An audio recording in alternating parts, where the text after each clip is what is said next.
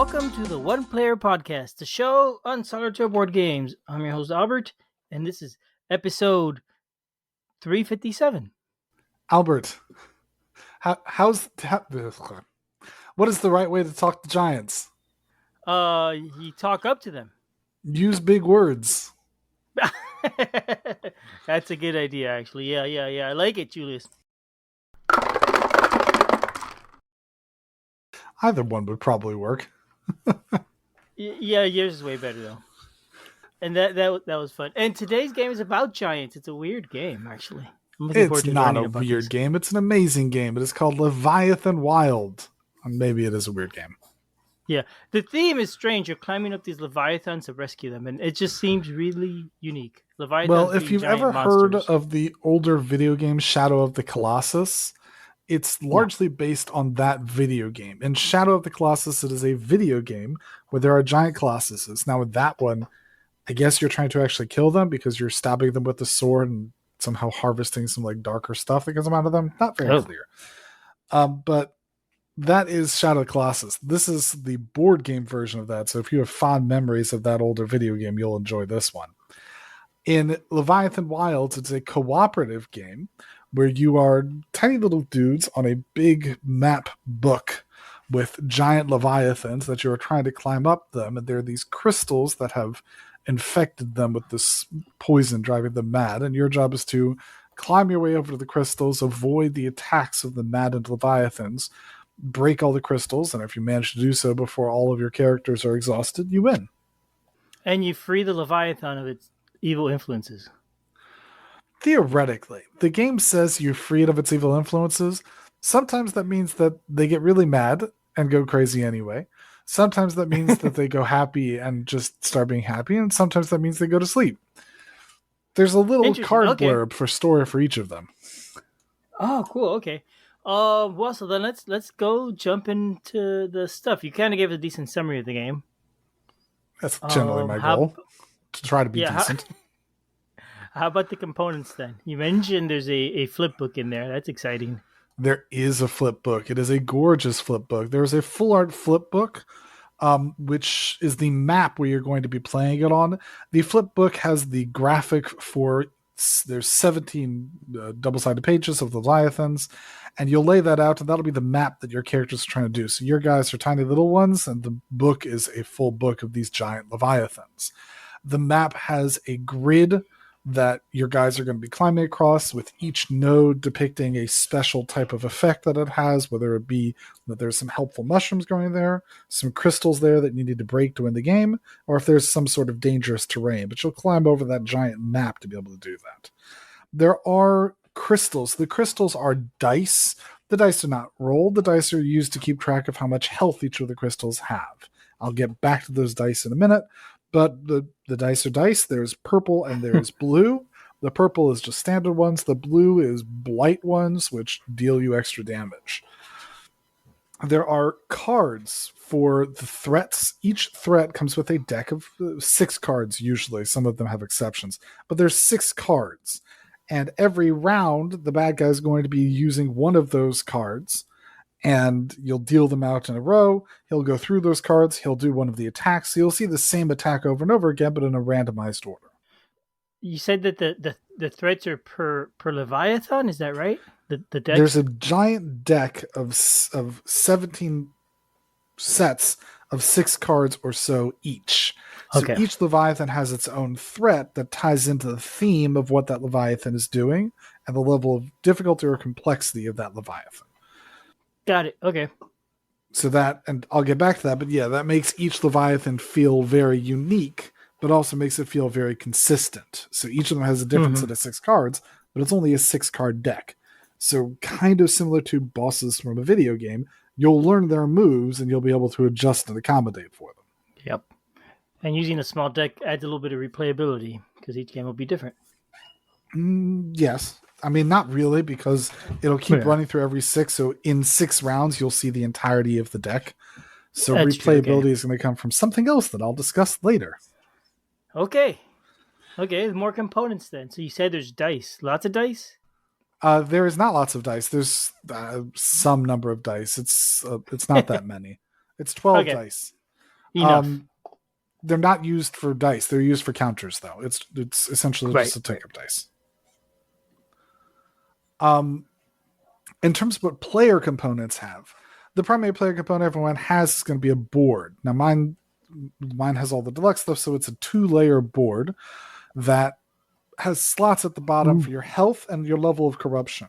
So as you're getting blight, you're going to be taking up the blue cube, and as you're lowering health, you're going to be taking down the red cube. If those two ever meet, then your guy is exhausted. That is a little track where it is there. It's easy to heal health. It is very difficult to heal blight. So blight is going to be one of your threats, your real timer on the game. Every player has a deck of cards, and I'll get back when I come to gameplay about how that deck of cards is created, but every player is going to have a deck of cards, and so there's a whole pile of different cards for the different players. There are different meeples for the 8 different climbers, and there's a whole pile of different tokens that are used across all the different types of things. There's 8 different classes. There's 11, I think. Excuse me, there's 8 different climbers, 11 different classes. So you have a whole bunch of cards that can be used to do that, and a whole bunch of tokens that are used to track all the various different things. There's a couple scenario tokens that are just randomly mixed in there, but one of the cooler things is some mushrooms growing on these giant Leviathans, or these mushrooms, which are represented by mushroom tokens. You'll place 6 of them out of a pile of 16, 20, I think, one of those. And it's 16. So you'll place some of them out on a pile on the Leviathans, and you'll be able to go climb up and grab those mushrooms and consume them for all sorts of extra benefits, like being able to draw extra cards, avoid damage, things like that.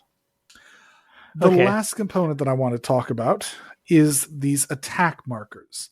Now, I mentioned that there's these attacks that are going to be telegraphed by the threat cards that the Leviathans are going to have out. Generally, what happens is you reveal a threat card at the beginning of your turn, but the Leviathan isn't going to actually attack you till the end of your turn, so you have a bunch of time to react to it.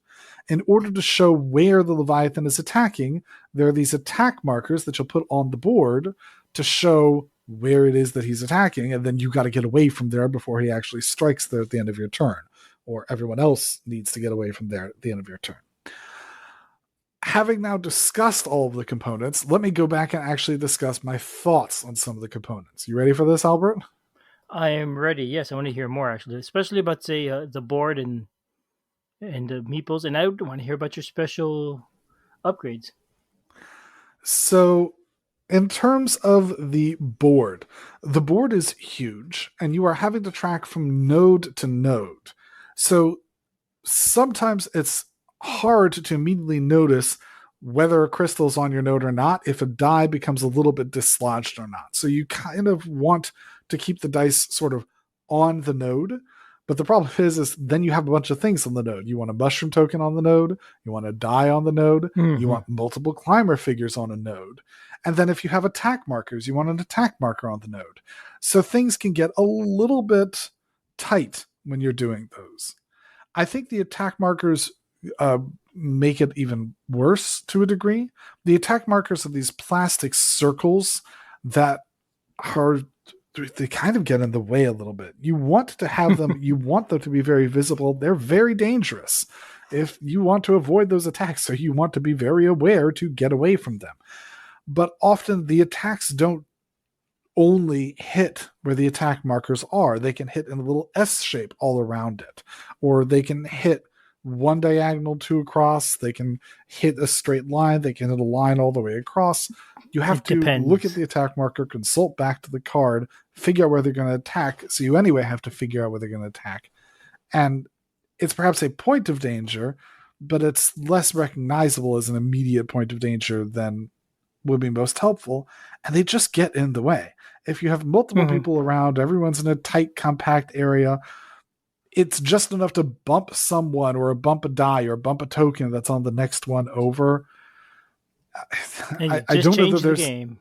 I don't know that there's a better way of doing it. You want it to be big and visible, but I certainly will say it is a frustration involved in those attack markers, just keeping everything where it is that you want to be.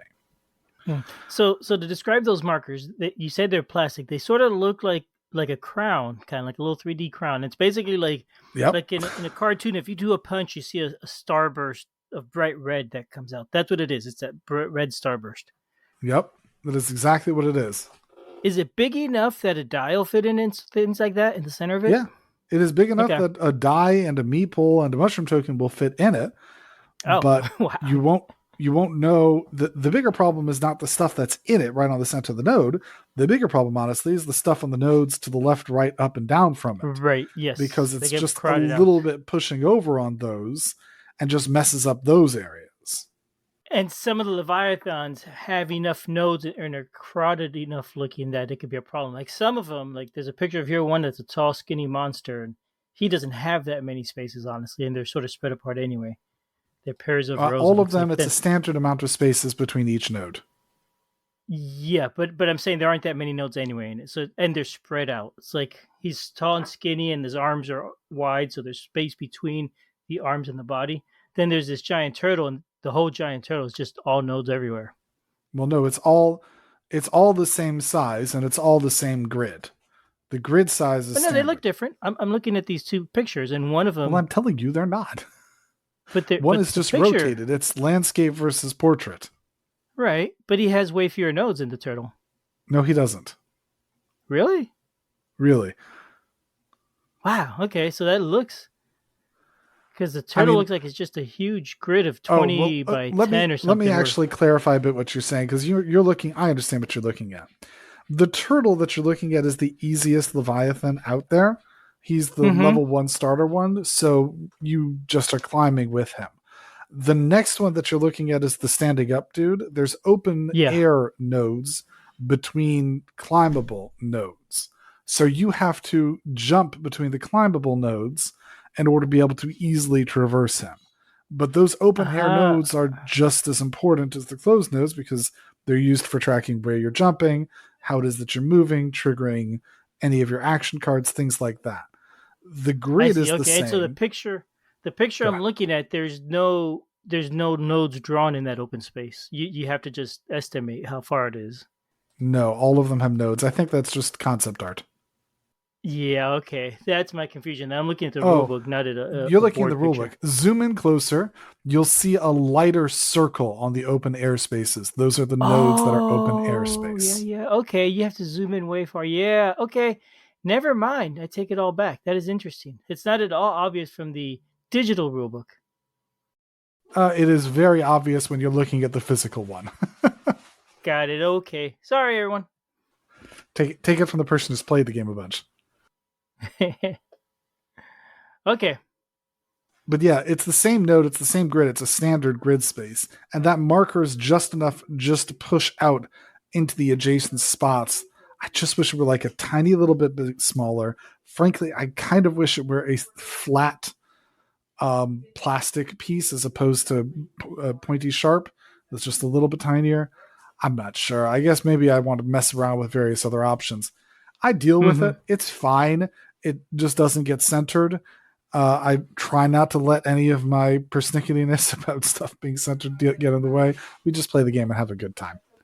Yeah. Yeah, that's a go. So tell me about the art of the book, the Leviathans. The art is gorgeous. All of the art pieces are really nice. I did back this on Kickstarter, so I did watch some of the art streams where they were drawing certain things and sort of watching these things come to life. The art is really nice. I enjoy all of the pieces of the art. I've looked through it. I've seen all of the different types of terrains between the spiders or the wind beasts or you're looking at the turtle. There's these dark monsters, this giant swords. That's all the art is really good. There's a lot of art on all of the cards depicting all the different characters and all their different actions that are also really good. So the art is top tier. Nice. And so each of the Leviathans looks really different. They look really unique and interesting. It's like not like stuff I'm familiar with anywhere else. I'll get And I want back to know the their story. Is there much story for them? I know you mentioned Oh yes, a there's. little bit. I was going to get Oh, back to okay. that in gameplay, but sure. All of the Leviathans feel very unique. All of them feel very different within the system. Now we're not talking wildly unique. All of them have those 6 cards that make them operate differently. So some of them you have danger in that they alternate their attacks between columns and rows. Some of them are switching around gravity on you. Some of them are closing their eye and you have to go poke their eye every once in a while to make sure they don't do it. There's all sorts of different challenges that are being presented across the different Leviathans, and you, to a degree, have to figure out the best way of approaching all those things. So, yeah, they feel like very different things. And that's from the threat deck that is causing these different challenges and Correct. things. The threat deck and the makeup of the Leviathan, like the one that has unique ones, has alternating rows being alternating columns being labeled different things, and then the threat deck ties into that. But yes. But how about flavor text? That's what I really want to know about. All right, I'll tell you about the flavor text. So the idea of this one, as I mentioned, is that you are trying to free these guys. There are 2 extra cards in addition to the 6. There's an opening card for story, and there's a closing card for story. So when you read it for the first time, there's a card that describes that you're, out in the desert and you're trying to rescue this guy, and there was an issue with that. And then there's a closing card that discusses we managed to rescue him and he immediately went to sleep and he just looked the most exhausted. Or we managed to rescue him and he picked us up and gave us a hug. Or we managed to rescue him and he decided that he was really angry with the crystals, so he went and punched out the lights on another Leviathan. I'm making some of these up, but it gives you a like card that describes the story of what happens now that you rescued them and how you return back to cheers and applause and things like that, whatever it is.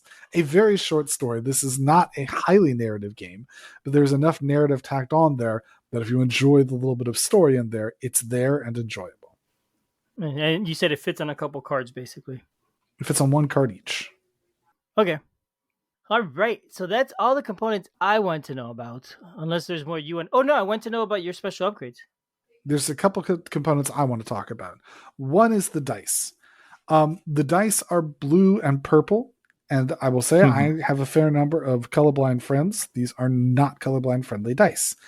For my colorblind friends, it is impossible to tell these 2 dice colors apart. They are addressing that in their 2nd edition of this. They're adding a different set of dice with different marbleizings so that you can be able to tell the difference of them.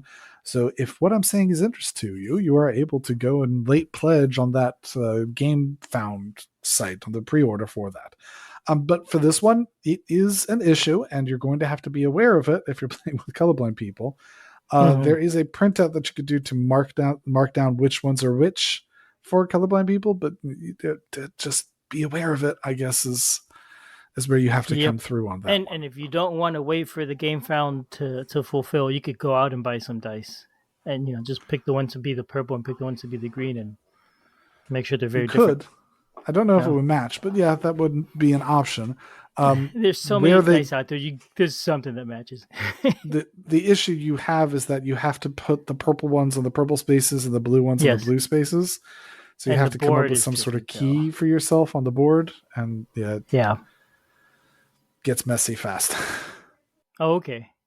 Big dice, little dice. Ooh, little dice would be good. 12 millimeter. They are little dice. Oh, they are. Okay. They are little dice. Last issue I want to talk about is with regard to some of the component upgrades. The game comes with cardboard tokens for all the different tokens and class abilities and things like that. Those are nice. Those are full art. They match exactly what's on the card, and they look really nice. I got the deluxe one, and so that comes with wood versions of the climber and the class tokens.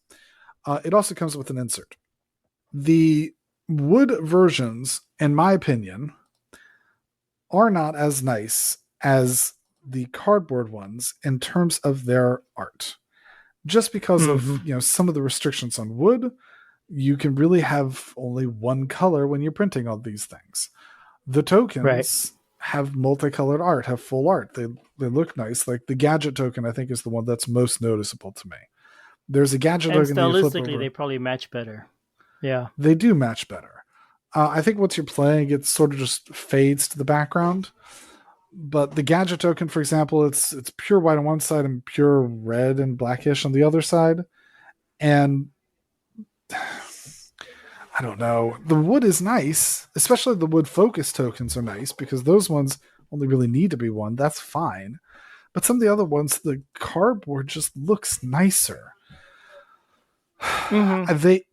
They acknowledge the issue with one of them. There's a gambler coin that the wood token they weren't even happy of, and they're actually replacing that in the deluxe version of the next version they're doing. But I was not impressed with the wood tokens. I often say, hey, get the deluxe is really nice and things like that, but I don't know that I really could say that this time around. Okay. But you got an insert. The game didn't bring an insert otherwise. The game does have an insert. Oh, I okay. don't think you need the insert. Frankly, I'm probably not going to keep the insert once I get the expansion. Spoiler, I'm backing for the expansion. But I don't think I'm going to keep the insert. For tokens, it's a well. Throw all your tokens in a well. It's Mm-hmm. wells for the different decks, which could just as easily be deck boxes. It's slots for the red attack markers. It's slots for your scenario tokens and your mushroom tokens, and slots for your dice and your meeples. I mean, this is not an insert. This is not a game that the insert helps a whole lot in setup. So I don't know that I need the insert. And that's really the biggest reason. Yeah, exactly. Okay. It's not going to help a All lot right. in setup, so I just don't think the insert is that necessary for this one. Okay. Well, so let's jump forward to gameplay now, or if you like theme, because we have talked a long time about the components, and they're really nice, and it's worth the time, definitely. But yeah, let's move along. All right, moving into gameplay. So I've already focused, I feel like, on the gameplay of the Leviathans. They have their small decks. It's what makes them unique. Um, Before I get to that, there is part of the deluxe, or it can even be separate. There is a mini expansion type thing, mutations, where you can throw in a more difficult version or a more complex version of the different Leviathans, and that makes them even harder and even more customizable and even more different. Uh, it's cool. I've played with it once, so that I can mention that I played with it once, but really I haven't fully explored all of the depth of all of the different Leviathans to be able to really jump into that. But I'm happy that they're Yeah, there. that's a huge amount of gameplay. Yes. In terms of the gameplay for your guys, you have a climber and you have a class. The climbers have a unique ability. It's usually always on or something along those lines. And the class is the bulk of your deck. Your decks are not very big. Your decks are like 10 cards. It is shuffle building. So you'll pick a climber, you'll pick a class. Most of the climbers have like 1 or 2 cards. Most of the classes have like 8, 9, 10 cards. And you'll essentially shuffle those together. That deck of cards forms your grip. If you have cards in your deck, then you are holding on to the Leviathan. If you have no cards in your deck and your deck is empty, then your grip is empty and you are now falling. You are not able to hold on. And you will start falling until you hit a ledge and just drop. Now that all our guys are, both magical and like great parkour people, so there's no fall damage. They can fall really well, and they have a lot of control and cool stuff they can do while they're falling. But you're falling. you're going Yeah, down. and you got battle suits on too, so they got padding and everything. They're gonna be fine. Exactly. So your deck is your grip, and you need to maintain your deck. Part of the challenge is every round you are going to be drawing cards from your deck, and that's going to be depleting your grip. You have the ability to both rest and restore health, and rest and restore your grip for some action points. Action points are what you do on your game. The cards, you may be surprised to hear I like it because of this. The cards are multi-use cards. Each card either has an action on it or a certain amount of action points that it can be used for. Each round, you must pick one of your hand of 3 cards and use it for its action points, and thus it's sacrificing the ability you get off of it. This can be an agonizing decision because some of the better cards give you more action points, and action points let you do things like run around and break stuff on the board and pick up mushrooms and then do other stuff or heal. So you want action points, but sometimes you really want those cards. There have been many times I've been like, can I just not spend any of my cards? I'll take no action points. I want to keep all my cards. But no, you cannot. You must spend one of those. You can hold on to your cards and not spend them if you want to keep grip, but you must spend one every round to gain your action points. Exactly one card? It is exactly one card every round, yes. Okay. You can spend your other cards as free actions to do whatever their thingy is, whether it's run a gadget or cast a spell or launch a rocket or do a cool sword attack or focus up, whatever it is that the card says. And there's all sorts of things the cards say. There are generic actions that you can do by climbing. So you can climb and you can jump. You can strike the crystals.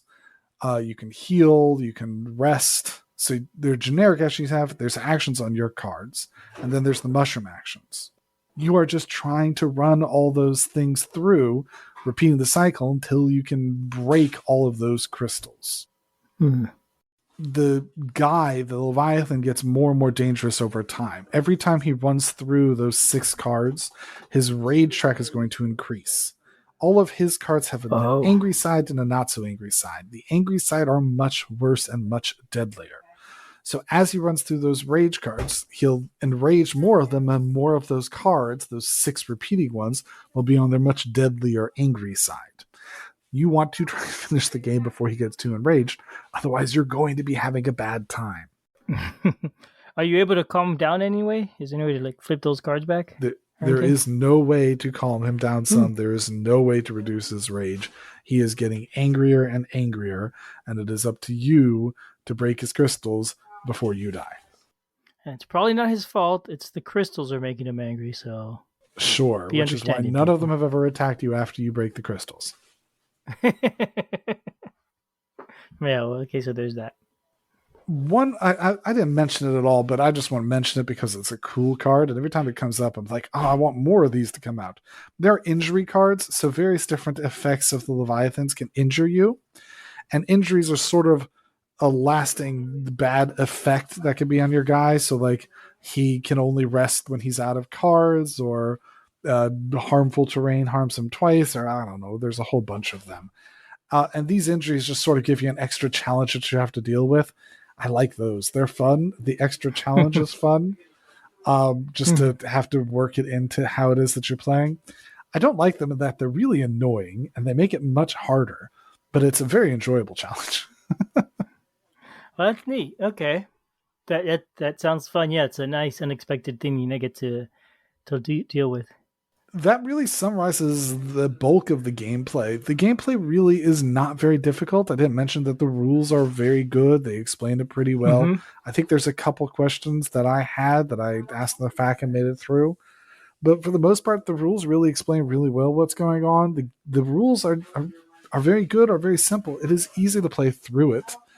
I wish more cooperative games sort of had a rule of, do what's worse or do what's fun or something like that, just so I can feel justified in it. But usually I try not to look up too much of the rules when I'm playing through a co-op game until afterwards. This is one that benefits from having that kind of rule. But it's a really fun challenge to do that. The rules do not get in the way of it. And there's a lot of decision points that you have as you're running through these things. I will very often sit there with my hand of cards and figure out, well, I've got 5. If I do this, I can manage to get over there and I can break a crystal right now. And I'm making sure to get out of the way. But is that really efficient? I say to myself, to tell friends, should I use these cards on friends? Should I say to myself, do I want to save cards so I'm not falling so soon? I see that I have 3 cards in my deck. So if I spend all 3 of mine, I'm going to draw 3 back up. I'm going to immediately fall. Do I want to fall? And there's a whole bunch of decision points that goes into it. And people who've been listening long enough know that when I feel smart about my decisions, when I'm involved and invest in those decisions, I enjoy it a lot. This is a game that makes that happen. There's a lot of decisions about how you're going to use those AP, how you make those decisions about those AP, how much AP is that you want. And tying into that is the dynamic nature of those Leviathans. Each time you pull up on the Leviathan, it feels like a different type of boss from a video game. It feels like video game bosses. That's really what it is. Where there's this guy and you see and it looks like it. There's like a flashing spot. He's going to hit here. Get out of the way. Learn his moves, figure out the best way of dealing with those moves, predict it, and work in the system to be able to achieve well. Yeah, So the way the threat card comes up before you take your actions, that's yeah, what gives it that feel, isn't it? Yeah, you say, "Oh yeah, look, it's gonna do this. I could see it starting to move this way. That means I got to jump that way or whatever." That does give it a nice. I imagine it does. there are even some of the threat cards that trigger immediately when you reveal them, Oh, well, of course. but you have all these anytime actions to be able to deal with those. So many of your cards are anytime. You can just let go anytime. You can spend your mushrooms and do stuff. Other players can help you out. So throwing those in there, increases it, makes that challenge more fun, makes things feel different. So yeah, that all of that feels really smart, really, really intelligent. Great gameplay as you're running through those. The game can Hmm. get really challenging. Some of the later guys are really more complicated, really difficult to be able to run through. That's one of the reasons why I'm like, I'm not sure I can handle some of the more difficulty increasing mutations. Like, hey, look, this guy was throwing me around the board. I mentioned before about the guy who keeps changing gravity. So I'm like, I need to go over there. Whoa, I'm all the way over here now. Never mind. Wait, That's what funny. am I doing now? Never mind. So he was messing with me. So a lot of that just it's very intelligent, very well played. I'm greatly enjoying it. It's a strong recommendation from me. There's a lot to enjoy about the gameplay of it. There's a lot to enjoy about the replayability of it between the different Hmm. characters and between the different Leviathans. I will note they claimed that there was 255 different combinations of climbers and classes, and each one is unique. And I will say, in my personal opinion, playing the gambler with this guy versus this guy does not change the gambler in itself enough to me. There may be sometimes like, Hmm. oh, I want to play like the mushroom eater with the focus dude because there's a specific combo with that one. But so much of the other cards just sort of operate independently and so much of their abilities operate independently that it doesn't feel like I'm playing a totally different version of the class or the climber Right. by mixing and matching it.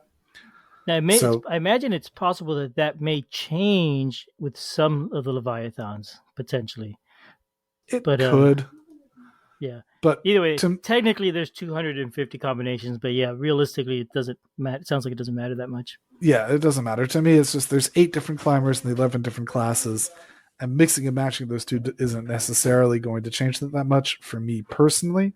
But that's okay. That's 8 different players. Yeah, and it's That's still fine. fun. Yeah. Yes. So I do have a couple questions. I made you skip the rules section, so you tried to go back to it, but you didn't stay there long. I want to say the rule book, having just looked at it, it looked very simple to read, simple to follow, very clean. It's 16 pages, but they're not dense at all. It's not like a 16 difficult pages, and that includes the cover that's just a picture. Um, so I think it's a really good rule book to learn from. Some rule books I look at them and I'm overwhelmed. That's not the case here at all. The So that being said, as simple as it seems to be, what's the age range for this game? Seems like it's pretty wide. I have no idea anymore. Okay, I'm let's. that the age range for a game is so hard for me to determine anymore. I play with kids who play board games. I play with kids who have Yeah, no, no that's true. understanding of Yes, board games. there's. Yeah, my son grew up playing board games, so they're games that were like rated much older than he was. But he'd already learned that the language of games, so to speak. Yeah. If But you're it asking is how rated complicated it for. is, if you're asking No, I like want to a know what the weight rating is class or for. complexity, 10 the plus, according to the publishers. 10 plus.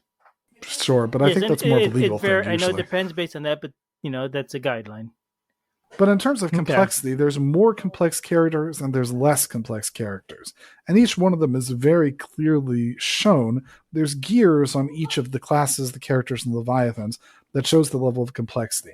So if you're playing with younger kids, pick some of the less complex climbers, pick the big turtle Leviathan, and go to town, and it'll be a lot less complex and it'll be easier to understand. If you're playing with super experienced people and you want a more complicated in-depth scenario, like this wind guy that keeps beating me up that I keep mentioning, and so pick him with like Mystic and Mushroom Man and the other more complex characters, and have fun. Go for broke. Good luck. Yeah, that's pretty neat. This game looks really neat. Who publishes it? Moon We Crab mentioned Games, Mooncrab Games. Okay. who I will say sent me a And free sticker. oh, nice. How much does the game go for? Do you know what the retail It price is is? currently available on their new Gamefound. I think they're running it for $59. I'm not sure. I'll have to take a look now. Oh, that's not so Ask any bad. questions. That's not so bad at all. Let's see if I do shopping. I don't find it. So let's go to the Game Found. Yeah, so their Gamefound they're running for the original Founders Edition is $65. If you want the all-in for new backers to get both the original and the new expansions coming out, it's $110. So Okay. judge from there to everywhere else. That's neat. This sounds like a really cool game, Julius. I like how much it has. I am surprised how many Leviathans come with the game. You know, most games that have like scenarios like that will bring 4 or 5, maybe, right? Not much more than that. This is 17 different guys to play. And it sounds like each I cannot of those emphasize is different. how different those feel, and how even more different they feel with the mutations. Mm-hmm. It's pretty impressive. It really is. And with the mutations, and then you said the hero mixes isn't as impactful, but still, it sounds like there's a lot of variety and a lot of replayability in this game. Certainly, and even if it's less, I think the character classes is lessened than perhaps you'll hear from the designers or other people. Even with that being lessened, still, I it's like with the loop. With the loop, the character classes lessened it because you're still running around the board playing with all the same similar type cards.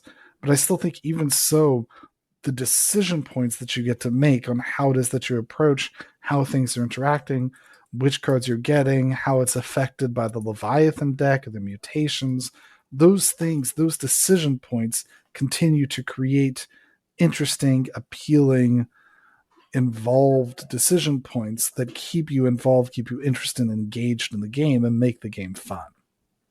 Mm-hmm. Hey, we didn't actually talk about the solo game. So it is a multiplayer game that's cooperative. Solo, the rules say play 2 characters with a shared deck, right? No. But you could just play multi-handed solo, couldn't you? Yeah, absolutely. I will say, don't play solo like they say to do. They say set it up and put a single deck mixed between the two, and then you run around, and if you lose grip, both of your guys lose grip. I absolutely do not do that. don't do it. Play 2-player multi-handed. Pick up a deck, put down a deck. Have your two all of us are familiar with multi-handed. Play multi-handed. Having your guys stuck with one grip, not being able to assist between the two, not being able to throw in the extra complexities of having the mixes of the different characters, not having that interaction, it is a much worse version of playing the game. Don't do what they say for solo play.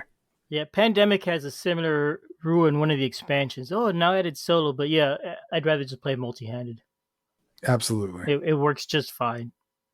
Yeah. All right, it's Julius, very rare that I say just really do not cool listen game. to them, but do not listen to them. Yeah. I mean, try it if you want. It's your game, but then go back to the other way. Okay, Julius, monster stuff. I don't have any good monster endings, but yeah. Wow. Only bears. Rampage out of here. Yeah. How's that? All righty, Albert. Have a great night. Okay. Bye-bye.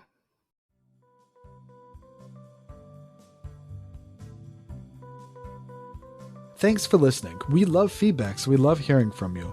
You can reach me at julius@oneplayerpodcast.com or JLBird on BGG, and Albert can be reached at albert@oneplayerpodcast.com or Fractalune on BGG. Our website is oneplayerpodcast.com with the number 1, and we're also on Twitter at oneplayerpodcast. The intro music is copyright Angus and can be found at jamendo.com. The transition music is copyright by Dan Elduce Pancaldi, whose page is at donpancaldi.com. The One Player Podcast is protected under a Creative Commons share-alike license. Thanks for listening.